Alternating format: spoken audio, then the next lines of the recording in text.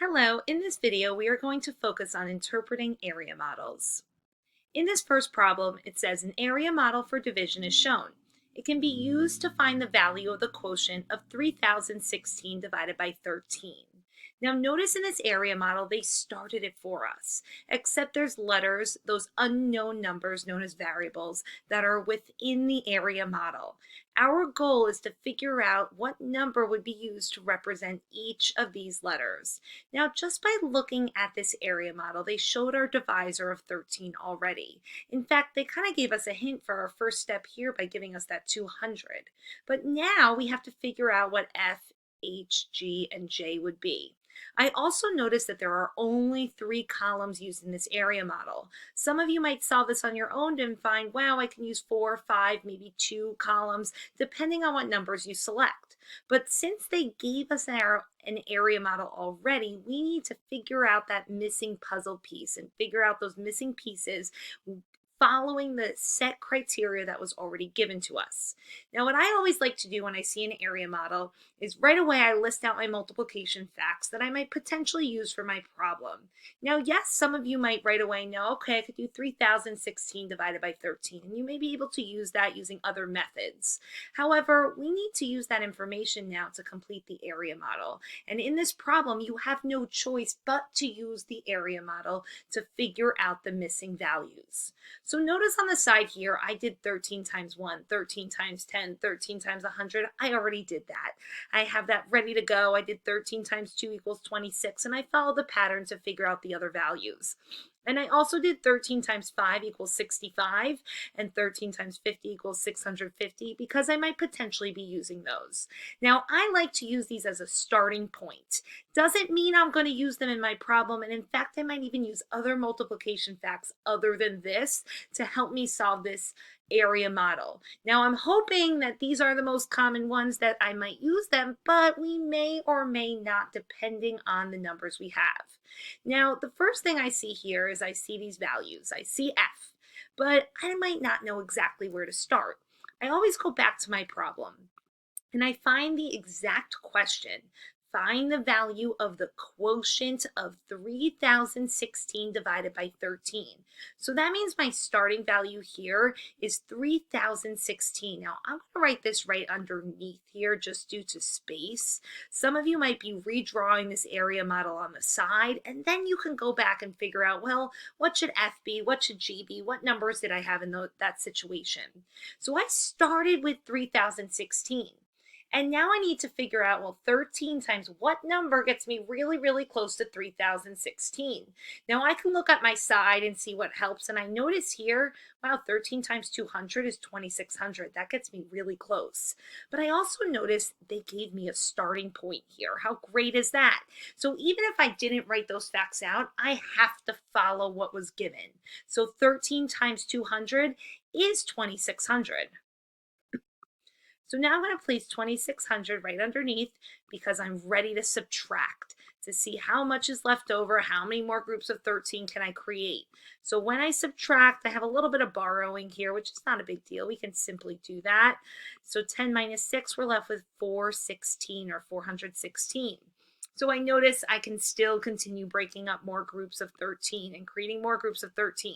So now I'm just going to bring 416 to my next column just to help me out here. Now I'm deciding 13 times what number gets me really, really close to 416.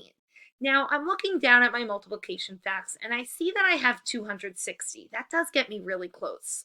But the thing is, when I do 13 times 20 gets me 260 and I subtract, I'm left with a larger number. And I notice by this column here, they want us to have 26 remaining. And I need to figure out what is going to give me a remainder of 26 after I subtract. And if I did 416 minus 260, unfortunately, I would not get 26. So I noticed 13 times 50 is 650. That's a little too big. 13 times 40, maybe 13 times 30. I'm going to try 13 times 3. And I notice 13 times 3, when I multiply, I'm left with 39. So that means 13 times 30, which would go on top. 13 times 30, wow, that's right where the letter G is.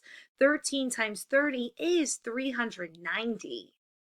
And now, when I subtract, I just have to borrow one more time.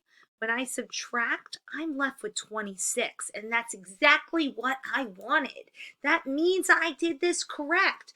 That means I'm going to use 30 instead of 20. Now, if you did choose to use 20, that's not wrong. You would most likely you can still complete the area model, but possibly using 4 columns, maybe 5, maybe 3. But in this area model, we have to follow the given criteria of using 3 columns. So now as I continue this area model, I'm going to bring my 26 over to my next column. And I'm thrilled because I see that 13 times 2 is in fact 26. And now when I subtract, I'm left with no remainder. So now I'm close to being done. You're like, yes, I finished my area model. In fact, many of you might have already gone to the next step and figured out 200 plus 30 plus 2 gives me a quotient of 232. Now that's part of my answer. You do need to find the quotient. But another part of this problem is figuring out what each letter or variable represents. Now I'm going to start with G. I noticed G here, I literally wrote the number 30 over it, which is telling me G is or G is equal to 30. I look at J and I see I literally wrote the number 2 over it. So J is 2 or J is equal to 2. Now I have F and H. Now these become a little bit more challenging because I see 2 numbers here and I'm like, which one am I going to choose? Now notice 3016, that is part of my problem. That is known as my dividend. That's the whole amount. I just placed 3016 there to help me in this problem. The number we're looking for is 2600, and that represents F. And I know that that's what we're looking for because F is 13 times 200 in this model. So 13 times 200 is what F is equal to, and that's 2,600. Now, to find H, I'm going to do the similar step. Well, 13 times 30, that gives me H, which is 390. Now, depending on how you look at where H is, notice we have the 416 here and here. I just moved that to both columns to help me solve this problem. What they're really looking for is 13 times 30, which is H. And notice here, by using my area model that I wrote on the side, that can help me find those missing values. So as always, when you see these area models, think back to things that you've always been doing when you're solving area models. You still follow the same steps, same procedures, just now solve and then go back and figure out, well, what should those missing values be? And compare it to your area model to help you figure out those missing values. Now we have another problem, very, very similar to the previous one. We have an area model for division as shown again. It can be used to find the value of the quotient of 2,978 divided by 24. Now notice here, looking at this step, I notice my divisor is 24. In fact, they even wrote this here. I already wrote out my multiplication facts on the side to help me here. Now, just like that previous problem, we may use them, we may not use them. But if you're looking at this problem and you have no idea where to start, at least by listing out those multiplication facts is a great starting point to help you solve this problem. Now, the first thing I see is they gave me 3 columns again. So we're going to be solving this area model, filling in the missing puzzle pieces to the area model by following the given criteria. So yes, you can solve this maybe using 4 columns, maybe 5, maybe 2, maybe 3. But in this model here, we have to follow the given criteria by using the 3 columns. Now, as always, I'm going to identify my dividend. Well, that's 2,978, so I'm going to write this down below. Now, I noticed they gave us 2,400, so that's telling me 24 times something is 2,400. Now, fortunately, I look at my facts and I already wrote that here. So 24 times 100 is 2,400. So now I'm going to do just like I normally do. They already told me my starting point. Let's subtract. How great is this? And in fact, I don't even need to borrow here. When I subtract, I get 578.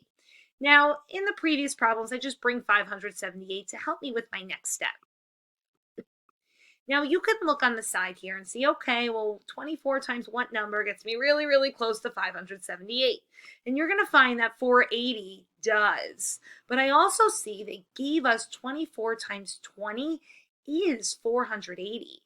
So now notice here they already told us what number to use. Yes, you can look on the side to help you, but how great the given area model already gave us that information. So now when I subtract, just doing a little borrowing, no big deal, and I'm going to be left with the number 98. Now I'm getting closer. Okay, I notice here 24 times 20, well, that is 480. I showed that below. That's what X is going to be. But let's keep going.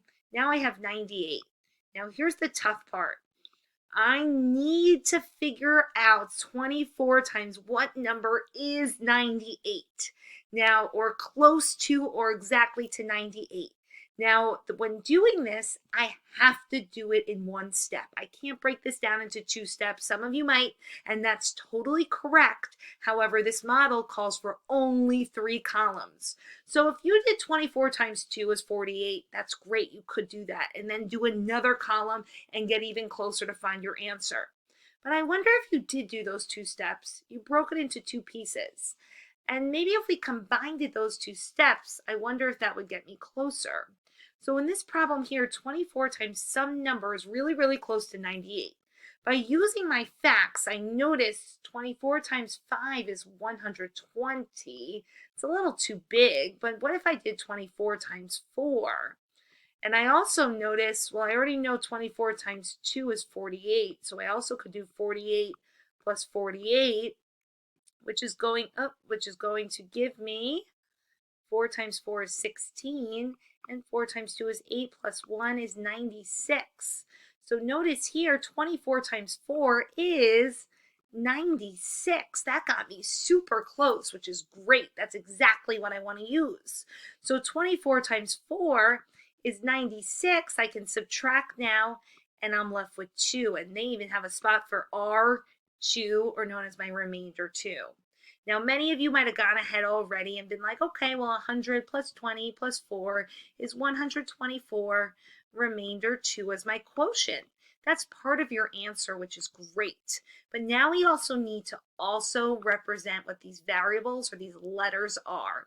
So notice where W is. I literally wrote 100 there in my work. So therefore, W is, or W is equal to 100. And also 24 times what number is 2400? Well, 100. Why? I wrote 4 over Y. That's telling me that 4 is Y, or 4 equals Y. And notice 24 times 4 helped me figure out my Z value. Now we have X. And again for X, we have 24 times 20 gives me X, which is 480.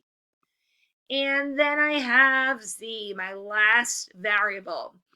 It's telling me 24 times 4 is 96. And notice here, here's 96 is Z, here's 480, and here's 100, here's 4. So notice I solved this problem following the given criteria. You have to fill in the missing puzzle pieces. Sometimes your multiplication facts might be used. Sometimes you might have to do a little bit extra to figure out how close can you get to that number. But that's no big deal. Use that information to help you. Follow the given area model and solve using the information you always have been using with area models to help you interpret each of these area models given to you.